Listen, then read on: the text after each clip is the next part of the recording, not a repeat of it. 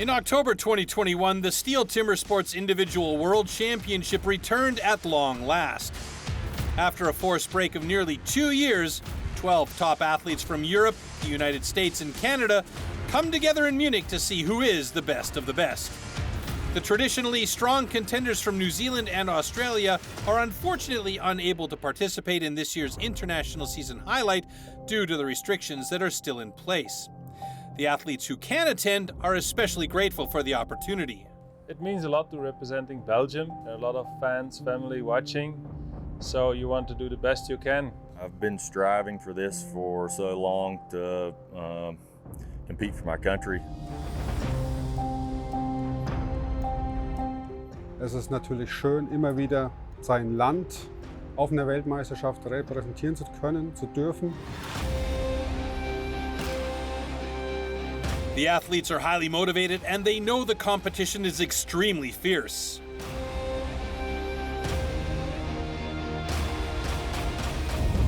Als Favorit schaue ich an, sicher Martin Komarek, denke ich, wird ganz vorne mit dabei sein. A perennial finalist from the Czech Republic has a different opinion on the matter, though. Ne. Myslím si, že velká většina závodníků má šanci být mistrem světa. But there are different opinions on that, too. Chciałbym oczywiście ja wygrać Mistrzostwa Świata, ale widzę, że Martin jest w olbrzymiej formie, ma swoją formę chyba życia. No i kibicuję Martinowi. Well, you're meant to say yourself, but realistically, I think Jason Lenz, Martin Komrak, that it could be anybody. Favoriten sind immer die Overseas.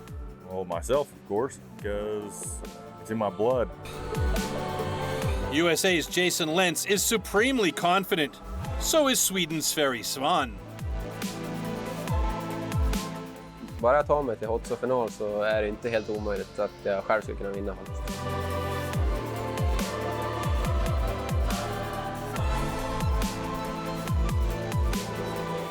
Le favori pour le titre de champion du monde cette année, j'ai envie de dire que c'est moi. Mais bon, ça va être compliqué car il y a des gros gabarits devant.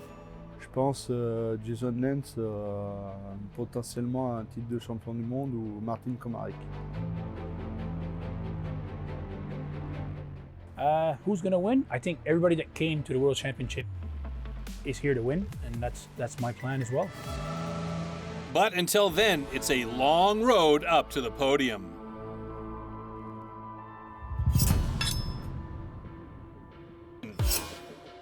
In the first round, all athletes compete in 3 disciplines: the underhand chop, the stock saw, and the standing block chop. The times achieved will be converted into points upon completion of each discipline. In round 1, a difference of 1 point applies in each discipline, thus the fastest athlete received 12 points and the slowest only 1 point. Any rule infraction will result in a disqualification and the athlete will receive 0 points for that discipline. At the end of the first round, the athletes with the lowest scores are eliminated. Only 8 athletes make it to the second round. In this second round, the remaining athletes compete in the single buck and the springboard for increased scores. With 2 points difference between placings, the fastest athlete now receives 16 points and the slowest receives 2. The 2 athletes with the lowest total points are eliminated at the end of round 2. Only the top 6 reach the third round. In the third round, anything is still possible in the hot saw, as an increased score interval of 3 points applies in this final round. The fastest athlete can score up to 18 points at the hot saw, the slowest only 3 points. The athlete who manages to achieve the highest total score across all 3 rounds is the new champion.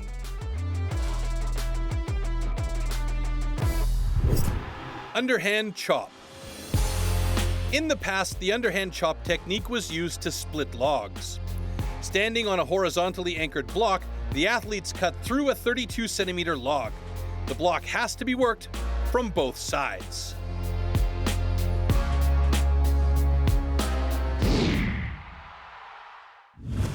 Jumping into our first heat, we have Severin Bühler from Switzerland going up against Elgin Pugh from Great Britain. Elgin has pedigree here. He's been at a few world championships in the past, but Bühler is competing in his first world championship. He beat his mentor, Christoph Geisler, to be here, and we get going at the underhand chop with both of these guys going hard right off the get-go.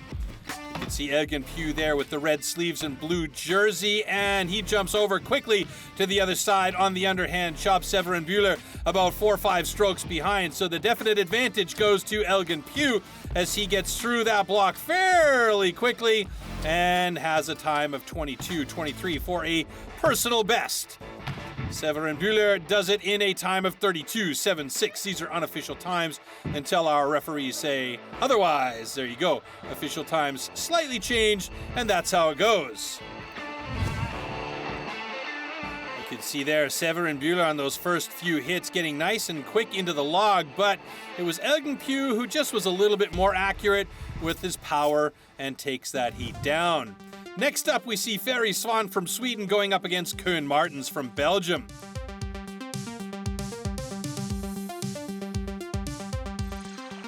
Ferry Swan, as you saw, holds the national record for underhand chop. Koen Martens has been in this position many times before. The question is, will his experience be enough to battle against the youth and vigor of the younger and stronger Ferry Swan? Both of these guys getting in there pretty quick with their axes, but Ferry Swan's rhythm is much faster than Koen Martens. Wow. Koen Martens, however, is onto the other side ahead of Ferry Swan. So he's got a lot of power going into each of those blows that he puts into the log, and he gets through first with a personal best. Great job by Koen Martens. Ferry Swan not that far behind with a 19:55.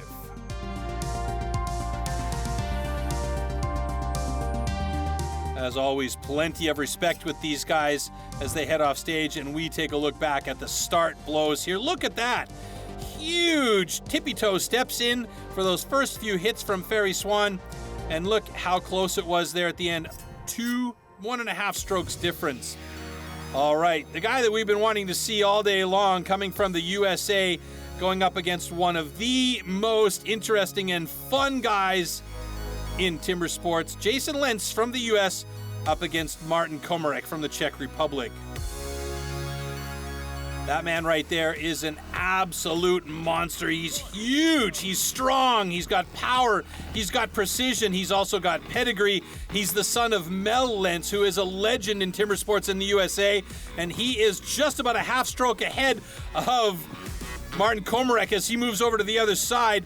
Gets a little bit of a hook up there, but it is going to be close between these two legends here, and it is Jason Lentz just ahead of Martin Komarek, and a personal best for the big American. What a great job by him, and also by Martin Komarek. It was very, very close between these two. Martin Komarek is always surprising. He's among the older of the athletes out there, but he is so fit and so strong and with so much experience, and that all plays such a key role in how he has been so successful over the years. All right, up next we have Marcel Dupuis from Canada going up against Andrea Rossi from Italy. Andrea Rossi, that man right there, is one of the most fit athletes you will ever see in the sport. An absolute beast. However, Marcel Dupuis is no slouch. He's got power, he's got precision, he's got experience. Both of these guys hammering away on the block. In the underhand chop, it's Dupuis just about a stroke ahead of Rossi as he moves to the other side. Both of these guys giving it their all. Looks like the advantage goes to Dupuis, and he wins it with a personal best time of 16:67, and Andrea Rossi drops it in a 28:5. And adjusted times now, we look at Andrea Rossi with a 20:56. That's what's going to also happen. You'll see official times with a slightly different time there because they will adjust with their high-speed cameras at the end. So we now move on to one of the guys that's legendary in Germany, Robert Ebner. He's going up against Mika Dubicki, who's been absolutely ridiculous this season. He's been on a tear, winning almost everything that he's put his name under. Ebner stood on the podium twice now, second in 2010 and third in 2009.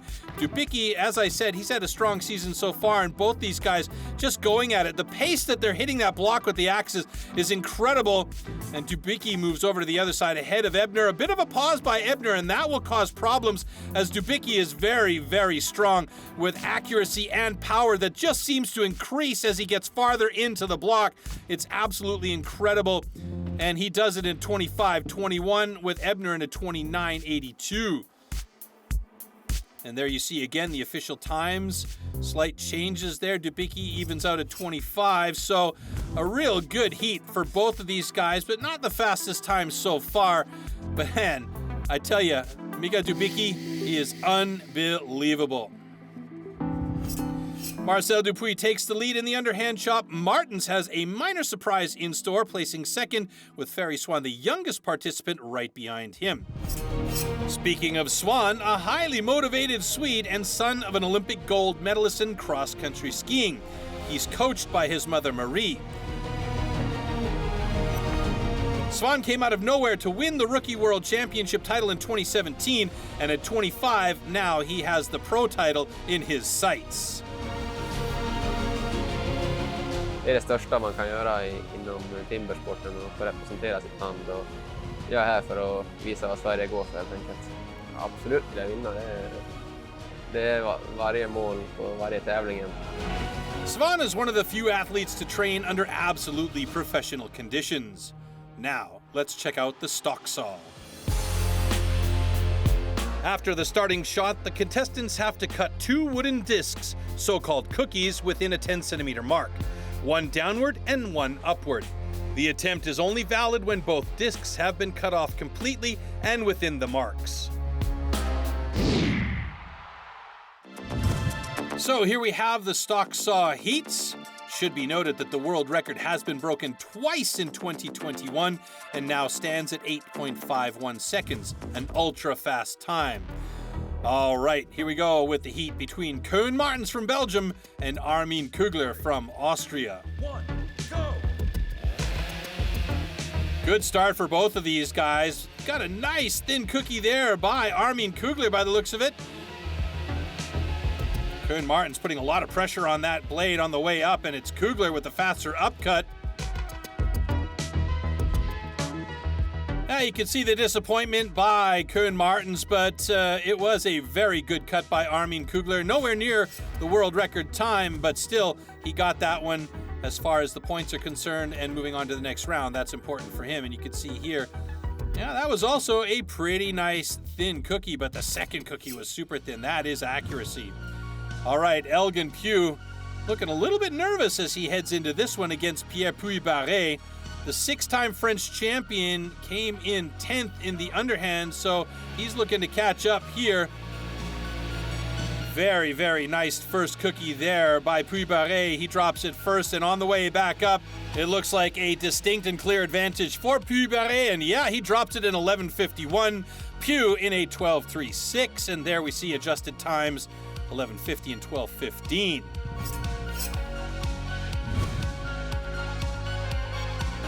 Little bit of a delay getting his hands on the saw by Elgin Pugh, and that first cookie was quite thick actually, and that makes a difference in how much pressure the wood actually applies on the chain as it runs through. Okay, up next, Andrea Rossi going up against Severin Bühler.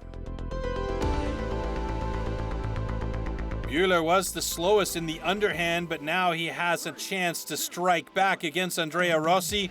Oh yeah, quick, Andrea Rossi makes a little mistake on that first cut. That could cause problems. Bühler with a fantastic first cut and barely any swing on the transition, and Bühler's got this one locked down with a personal best 10:71. Andrea Rossi with a 12:62, both times, of course, unofficial. Looking a little bit nervous because of the hack on the top of the cut. His very first cut could have caused him problems, but it looks like everything's going to be okay. And here we see right there, ooh, just a little mistake. That could have been considered a cutout, an incomplete cookie, and the judges gave him the benefit of the doubt, but it was Severin Bühler with a beautiful cut there. Alrighty then. Mikael Dubicki from Poland going up against Marcel Dupuis from Canada. Marcel, very adept with the stock saw. There is not many people that are very much better than Marcel when it comes to this particular discipline, but Mikael Dubicki has been so solid this season, it's hard to bet against him. Oh, very nice. Oh, a little bit of a mistake there by, I think it was on Dupuis' side, and Dubicki takes advantage with an 11-9-1. A little bit of a skip on the bottom, and we got a broken cookie. I don't know if that's going to count or not. Well, what happened is this is not a complete disc. So that piece was on the ground when I looked at it, but this piece has broken, same as that. But I couldn't find that little piece, so they're going to go do a video review about it. And then my argument is there's lots of wood there, so I didn't cut to a fine point, and their argument is it's not a full cookie, so they're going to go check it out, see what they're going to do. So, if it's wrong, because here it's broken out to me, the question is whether it was complete or it's just shattered. In my opinion, it was not complete. Okay, go with that. Okay, unfortunately we have a disqualification for an incomplete disc. However, this cut is good. A bitter setback for the Canadian and not an easy call to make, but probably the right one. All right, moving on. Martin Komarek from the Czech Republic going up against the USA's Jason Lentz.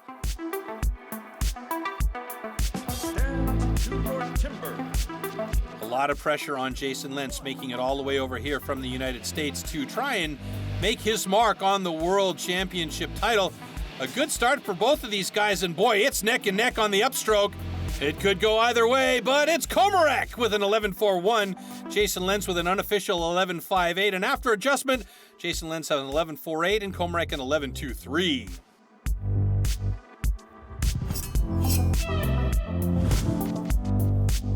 There you see Jason Lentz with a great start. That is a massive fat cookie, though. He doesn't leave himself a lot of room. Martin Komarek, on the other hand, thin to win is the way to go, and that definitely was the advantage for him. Two very nice cookies on the deck. And now we move on to Robert Ebner going up against Ferry Svan. Robert Ebner had a love-hate relationship with the motor saws for quite some time, but has since become quite proficient with the motor saws in hand, so we should see a good time from the German.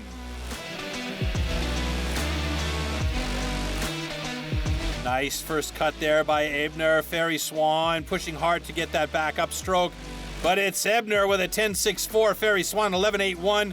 They'll make adjustments after checking it in Competition Control Center. And it is made official with a 10-50 for Ebner and an 11-56 for Ferry Swan. Ebner will be pleased with that result. Oh yeah, but that's a nice first cookie from Ferry Swan. Ebner's was a little bit thicker, fully concentrated. His second was nice and thin though. And that's a pumped German man. It's extremely tight on the stock saw, and Robert Ebner makes an impressive showing. Marcel Dupuis has been disqualified, which wasn't what he was hoping for. Standing at 1.8 meters tall and weighing in at 110 kilograms, he is an absolute powerhouse. Originally from New Brunswick, this is his second time participating in the individual world championship, and he's hoping to use that to his advantage.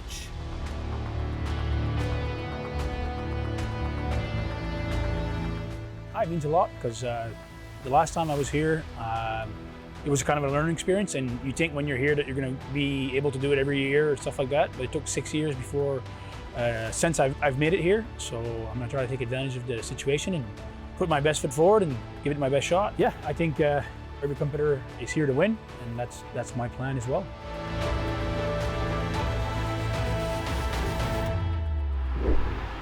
Standing block chop. At the standing block chop, the felling of a tree with an axe is simulated. A vertically positioned wooden block with a diameter of 30 centimeters has to be cut through both sides. A powerful and precise swing with the axe is the premise of a good result. All right, up next we've got Elgin Pugh going up against Severin Buehler in the standing block chop. After watching Severin struggle through the underhand chop, I'm questioning whether or not he'll be able to handle the experience of Elgin Pugh on standing. Let's see how he does. 3, 2, 1, go!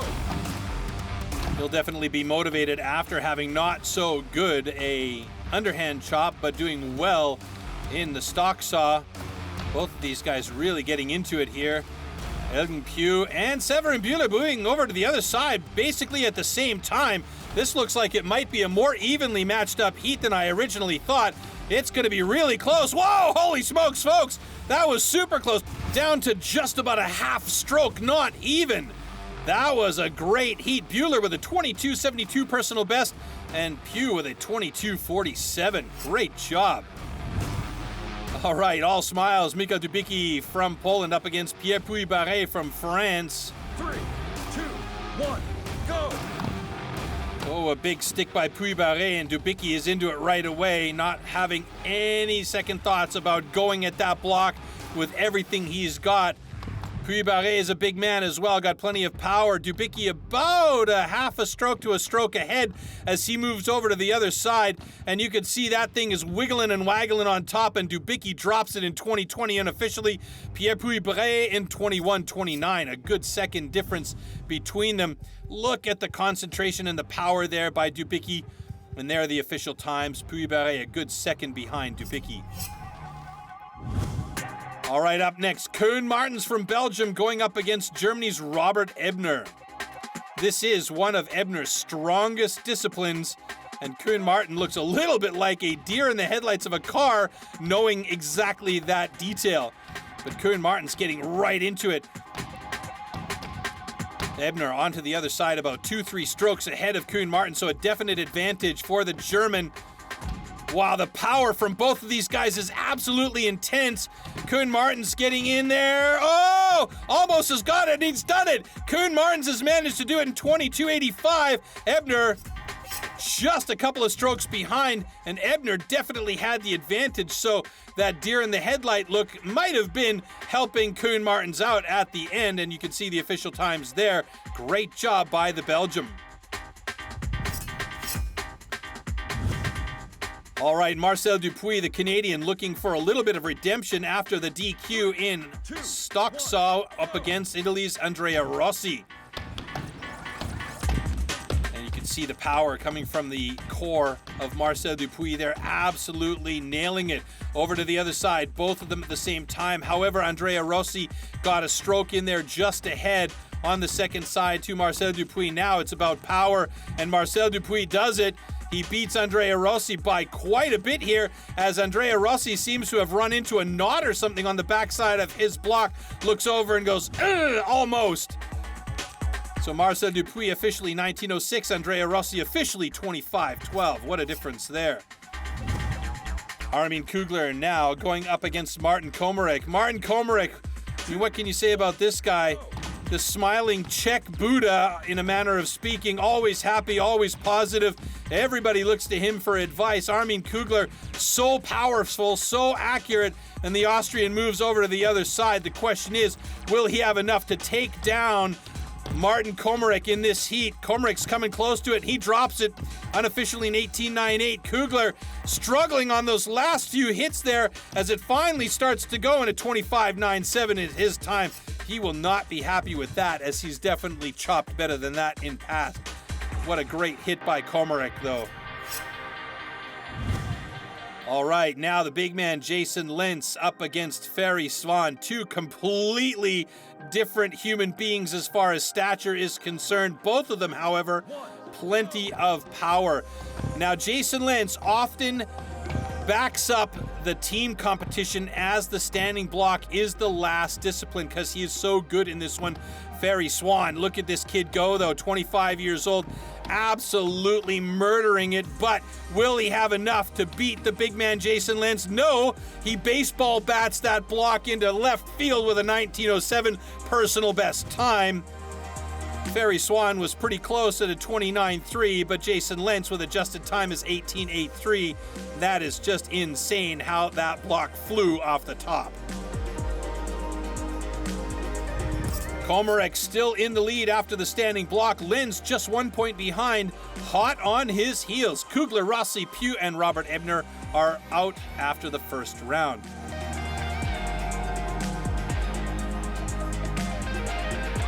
For Ebner, this is also marking the end of his 16-year career in STIHL Timbersports. The 7-time German champion is retiring for personal reasons, but he has certainly made a lasting impression on everyone involved.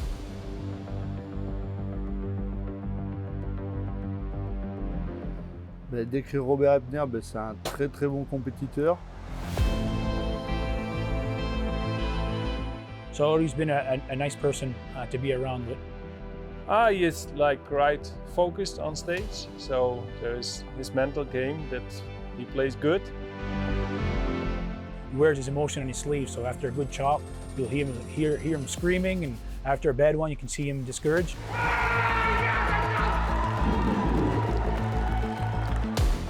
Yeah, he's a big face for the sport here in Germany. He obviously does a lot of work for the sport, which is great. The more people, in my opinion, that are in the sport, the better, you know. I want this sport to last forever and continue to grow, and from what I can tell and what I know of him, he's played a big part in that.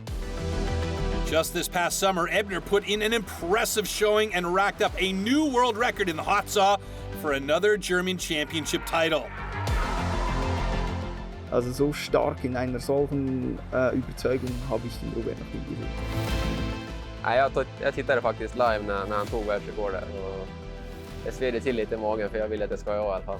Klämmer Robert till med 4.87 och då blir det genast väldigt mycket svårare att komma ner på de tiderna. I obviously wish him the best, but I think he's quitting a little too early.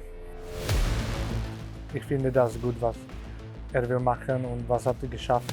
Hut ab. An impressive career. STIHL Timbersports wishes Robert Ebner all the best in his future endeavors. Single buck. The single buck is a one-man saw about 2 meters long. With this, the athletes have to cut off a complete disc of a 46-centimeter thick wooden block. The perfect interplay between rhythm and strength is the key to success.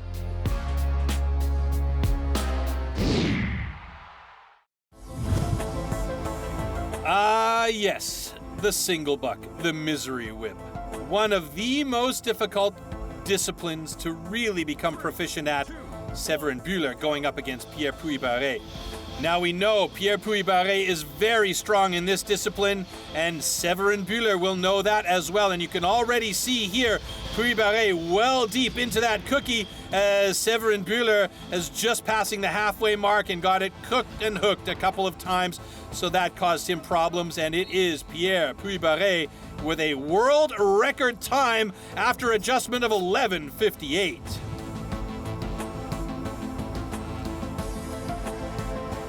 That is impressive. I don't even think he realized it until our judges gave him the heads up.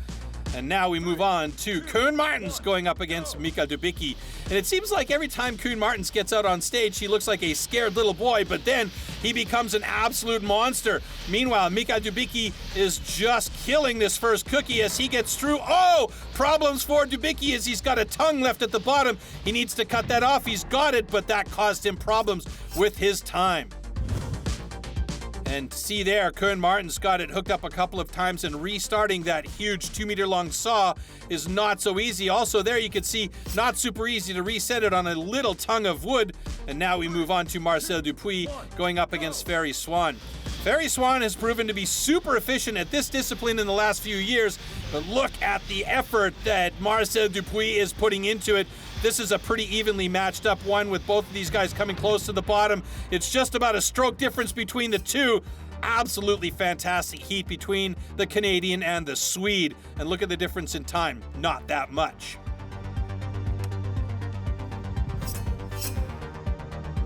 Once again, it seems like these two gentlemen are on a collision course with each other. Jason Lentz and Martin Komarek going up against each other on stage in single buck. Jason Lentz, a huge man with a very wide stance, using that entire saw, and he's using that saw quickly. Martin Komarek, however, looking like he's gotten caught up a bit, and otherwise that might have been a win for Komarek, but they both have personal bests. Oh, just look at the effort and focus here. It was just one small hiccup at the midpoint of the stroke there where he got caught up right there, and that caused the problem for Komarek and gave it to Jason Lentz.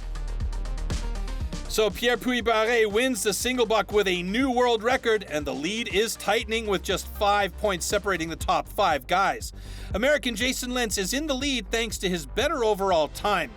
A hulking 2 meters tall, he comes from a long line of logger sports athletes. His father Mel was successful in timber sports in his day and is a living legend. Lentz rose to the top of the U.S. rankings for the first time this year. National title from Diana, West Virginia. My name is Jason Lentz. I've been in timber sports, I believe, 10 years, and winning the STIHL Timbersports Series in 2021 is my biggest achievement. 4th generation. Longest living name in the sport in America. I'm also a 2nd generation STIHL Timbersports Series champion.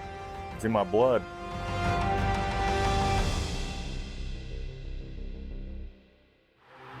Springboard. Springboard simulates the traditional way of felling trees, climbing up over thick roots. First, notches known as pockets are chopped into the log. 2 springboards are then anchored into these pockets. The athlete then climbs up to chop through a 27 centimeter thick block of wood in the fastest time possible. Severin Bühler, Pierre Puy-Barré going against each other in the first heat in Springboard. This is a catty discipline, a finicky discipline, and getting that pocket cut and set is a very important aspect of the Springboard. You want to make sure you get it in a good way and as quickly as possible so you don't waste any time on those top blocks. That first pocket was set very well by both of these guys. Severin Bühler, he was up there right with Pierre Puy-Barré, and in fact got to the second board faster than Puy-Barré did, and now is working with about a 2-stroke advantage on that top block. So Severin Bühler really proving himself with the Springboard very well here today. And you can see his back foot is nearly at the back end of that board, giving him a lot more leverage, but that leverage can be a disadvantage. As we see, he got that axe caught in there, and it gave an opportunity for Puy-Barré to try and catch up. The question is, who will drop the block first? And it's very, very close here, but it's going to be Severin Bühler with a personal best, and Pierre Puy-Barré just about a stroke behind. You could see there, it looked like he was ready for that to go off, but needed to hit it 2 more times with some short drivers just to bring the top down. Great job, though. And now, Koen Martens goes up against Mikael Dubicki. 2, 1, go! Optimal pocket is 4 hits. Neither one of these guys have really logged that in at this point. And it's Dubicki up there just a hair ahead of Koen Martens. Accuracy here is very important to get that pocket set as cleanly as possible. I can't stress enough how important that pocket is so that that board sits well. Second pocket, definitely an advantage here now for Koen Martens as he is on his second board. And that was about an 8 or a 9 hit pocket for Dubicki, and that's going to cost him, but Dubicki's got such a huge amount of power that he could well catch up on top. Meanwhile, Koen Martens has already moved to the backside of his block. It's wiggling and waggling. Let's see if he can do it. He does it! 104.88 for Koen Martens, who has beaten Mikael Dubicki by about 4 seconds. Oh! We have a flag on the play on stand B. That's Dubicki's stand. What could have happened there? Looks like we have wrenching going on. Okay, we make a video check for possible wrenching on stand B. However, both cuts are good. All right, the look was for wrenching, but both cuts are good, so a sigh of relief, a little wipe of the sweat off of Dubicki's forehead. He is safe with his time, but a great job by Koen Martens going up against an incredibly strong competitor in the pole, Dubicki. All right, Marcel Dupuis from Canada going up against Sweden's Ferry Swan. Ferry Swan has become very good in this discipline in the last couple of years. Marcel Dupuis has always been strong. The Canadians very well known for this particular discipline, and both of them up on the first board quickly, but it's Marcel Dupuis starting to set that second pocket before Ferry Swan. He gets that second board in, I'm going to say, let's call it 1 or 2 strokes ahead of Ferry Swan, but it is sagging a bit. Ferry Swan now gets up on his second board, and let's see how these two manage to get those cuts happening on the top block. Oh, Ferry Swan, a little bit too much of a swing with the elbow, almost came off that board, but managed to hold himself up on top. Marcel Dupuis, big stick for him as he's getting through deep on the first side. He should switch to the backside any second now. Yep, there we go.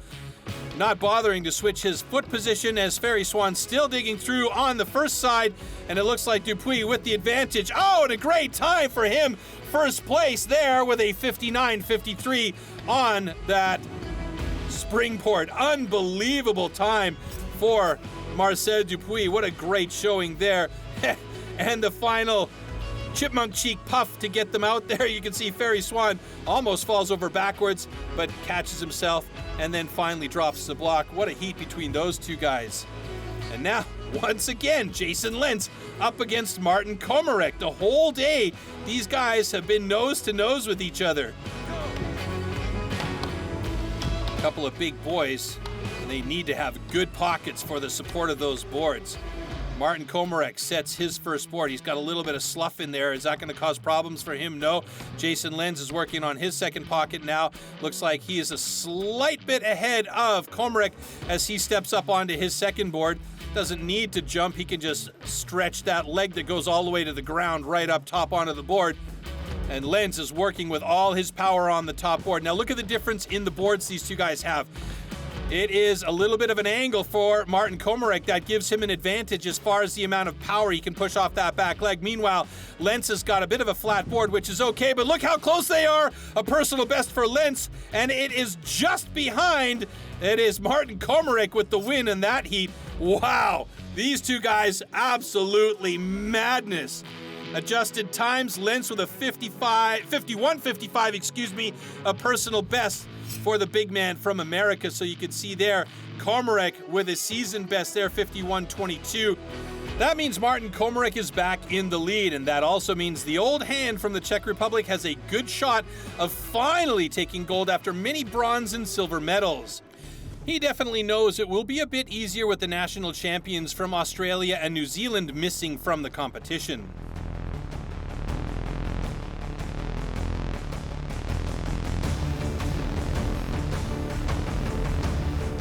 Přesně uvědomujeme, že tady bohužel nemůžou být závodníci z Austrálie a z Nového Zélandu, ale jak jsem řekl, v této době je to velké štěstí, že vůbec mistrovství světa může být, a proto se na ně moc těším a udělám maximum v tom, který budu moci. Giving 100% once again is what it's all about on the hot saw. Komarek might just go all the way. Hot saw. For the hot saw, power saws are called into action, and the athletes have a space of 15 centimeters to cut 3 complete discs off a 46 centimeter thick wooden block. Jumping the start or cutting over the line will result in a disqualification.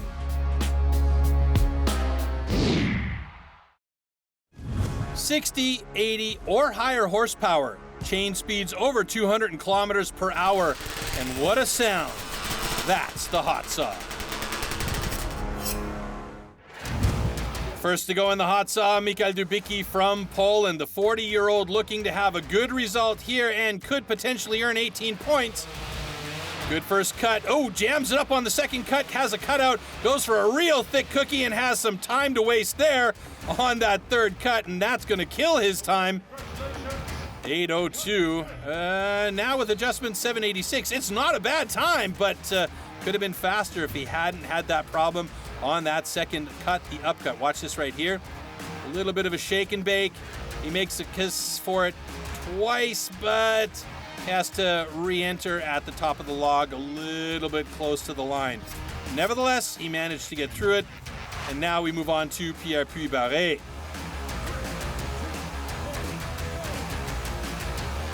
Good start. Very good first cookie. Solid second cookie.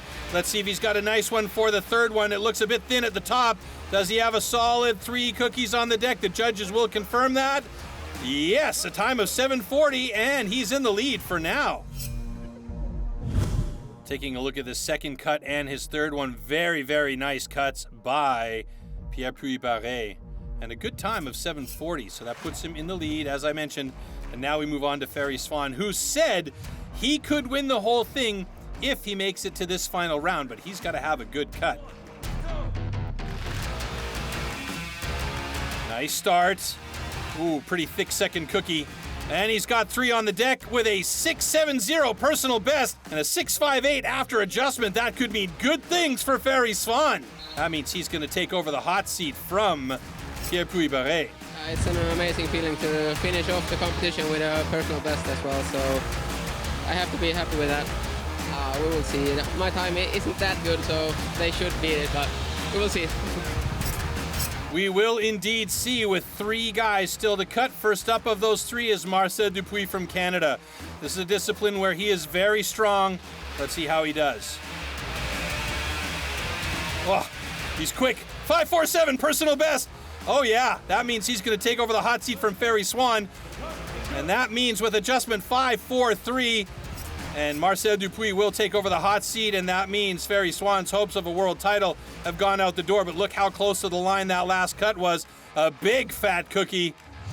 That was a cookie from up where Mama keeps the jar of jam. And Marcel Dupuis happy to be on the hot seat. Next up, Jason Lentz. As this is his first go in the individual world championship, he's got to be solid here. Little bit of a sketchy start to the cut and a couple of big fat cookies to start, but he's got a 5.80, a personal best, and there's a flag on the play. Oh no! That could be a huge problem for Jason Lentz. Let's see what they're going to look at.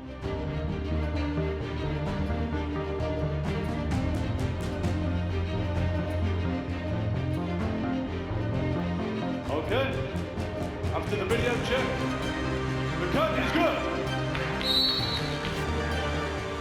All right, so he got the thumbs up. It was a bit sketchy, and that was the jump start that they were talking about, but he took so much time hanging over the top there. But he had 3 good cookies on the deck, and although not everything went to plan with the hot saw, he does have more points, so does take over the hot seats.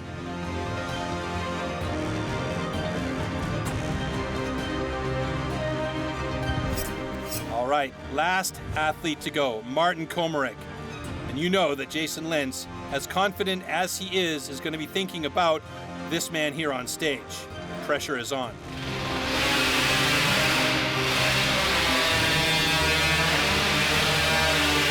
Oh, a little bit of a bobble at the bottom of the second cut, and it's a 7.29. Okay, congratulations. The cut is good. Ha! Look at that. He knows. He's got it. And applause from Martin Komarek. Martin was good, but he just was a little bit too slow on that second cut. Unfortunate for the man from the Czech Republic. So, and there you have it, the new STIHL Timbersports individual world champion, Jason Lentz from the United States. What a thriller in the final round. The North Americans lived up to their role as favorites, and Martin Komarek is thrilled to place 3rd once again. I feel really well. It is amazing feeling because everybody who has been competing knows how hard it is to be on the podium, so I'm just very happy. Second place goes to a highly satisfied Canadian, Marcel Dupuis. I'm very pleased with the end of the result. I'm just proud of the way that I battled back and came back from behind because of that DQ, and then it was an excellent competition. Congratulations to everybody. And the new champion, Jason Lentz. I feel great, actually. Yeah, really good feeling to win the STIHL Timbersports World Championships. Yeah, it's one of the greatest achievements in wood chopping in modern day. It's unbelievable, the feeling that I have right now after winning.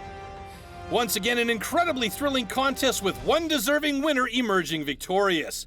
The STIHL Timbersports Individual World Championship for 2021.